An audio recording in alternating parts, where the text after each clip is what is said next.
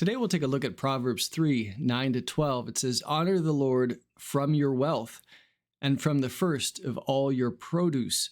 So your barns will be filled with plenty, and your vats will overflow with new wine.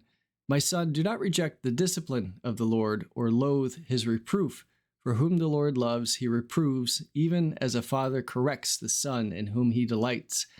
If you find yourself lacking in anything, consider this: giving more to God, giving to God from the first of all that you have, the first of your time, the first time in the morning, the first of the money that you make, the first of everything that you have, your energy, your delight. These are the things that the Lord will bless as we give those and trust them to him, seeking his face. In Psalm 63, David says, "O God, you are my God. I shall seek you earnestly. My soul thirsts for you. My flesh yearns for you in a dry and weary land where there is no water. Thus I have seen you in the sanctuary to see your power and your glory. Because your loving kindness is better than life, my lips will praise you.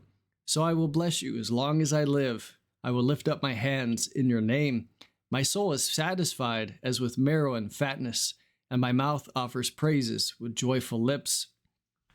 Here we have David acknowledging the fact that he had a great need for God, that he translated in a sense of hunger and thirst for God. And we all have this, even though not all of us may recognize it. And if that goes lacking, if we aren't experiencing his presence on a continual basis in my life, if I'm not prioritizing that, I will start to starve spiritually from a lack of the presence and joy of God in my life. But yet, as I draw near to him, I find my soul being satisfied as with fatness. Again, this abundance of giving that he gives me and joy in his presence. In Psalm 65, it says, "You visit the earth and cause it to overflow. You greatly enrich it. The stream of God is full of water. You prepare their grain, for thus you prepare the earth. You water its furrows abundantly. You settle its ridges. You soften it with showers. You bless its growth. You have crowned the year with your bounty, and your paths drip with fatness. The pastures of the wilderness drip, and the hills gird themselves with rejoicing. The meadows are clothed with flocks, and the valleys are covered with grain. They shout for joy. Yes, they sing." And here we have, in God's presence, again, an abundance and a growth and a harvest that takes place. Again, as we give to him of our time, our focus, our heart, he will bless it.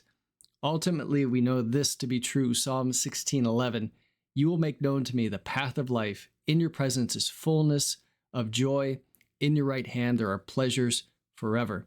Again, Proverbs 3 talks about wealth and receiving blessings from that materially. But again, there's nothing so integral to our needs as the desires of our heart. And that's what Psalm 37:4 speaks to, and what I'll read to conclude. "Delight yourself in the Lord, and he will give you the desires of your heart." This is what we all truly want, and the great promise that we have by offering him the best of everything he's entrusted with us during this life. Take care.